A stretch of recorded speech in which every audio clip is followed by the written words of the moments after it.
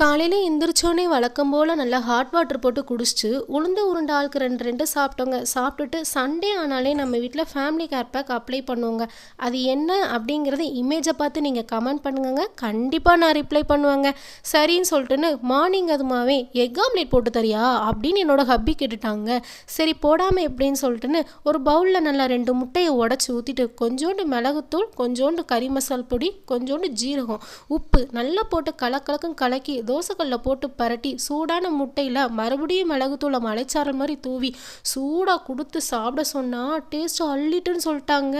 ஆனால் நிஜமாக சொல்லட்டுமாங்க, கல்யாணத்துக்கு முன்னாடிலாம் எனக்கு முட்டை ஆம்லேட் அப்படின்னாலே வெங்காயம் இருக்கணும், பச்சை மிளகாய் இருக்கணும், இதெல்லாம் சேர்த்தா தான் முட்டை ஆம்லேட்டுன்னு தெரியுங்க.